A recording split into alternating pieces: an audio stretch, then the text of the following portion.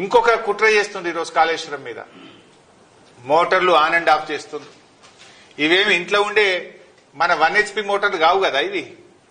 ఒక్కొక్క motor 200 megawatts 150 megawatts మోటార్లు ఇవి. ఒక మోటారు ఒక జిల్లాకు ఎంత కరెంటు సరఫరా అవుతుందో జిల్లా మొత్తం ప్రజలు వాడే కరెంటు ఒక మోటార్కు సమానం. వీళ్ళు ఏం చేస్తుండ్రు? ఆ మోటార్లను ఆన్ అండ్ ఆఫ్ చేస్తుండ్రు.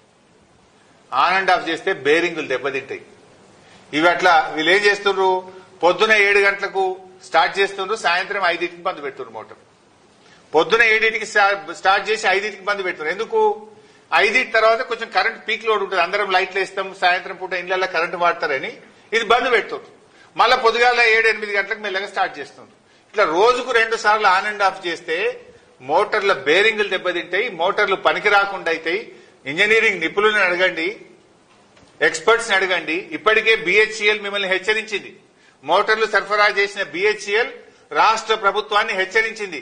ఇట్లా మీరు మోటార్లు ఆన్ అండ్ ఆఫ్ చేస్తే ఇవి కాలిపోతాయి బిడ్డ అని మిమ్మల్ని హెచ్చరించింది. అంటే మీరు ఏంది మీ ఉద్దేశం?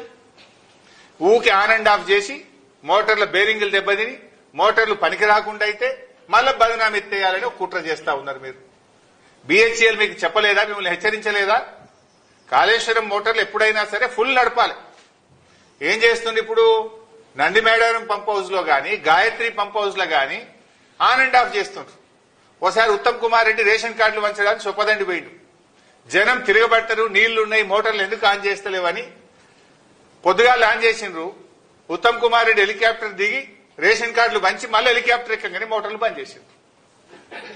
మొన్న ఓ రోజు కూడా మోటార్లు పొద్దుగాలు ఆన్ చేశారు, సాయంత్రం బంద్ చేశారు. నిన్న మొన్న కూడా 2 ఆన్ చేస్తుండ్రు, 1 బంద్ చేస్తుండ్రు, 1 ఆన్ చేస్తుండ్రు, 2 బంద్ చేస్తుండ్రు. ఇదేంటి పిచ్చి పని? ఈ పద్ధతిలో మోటార్లు నడిపితే అవి కాళేశ్వరం మోటార్లు దెబ్బతింటాయి.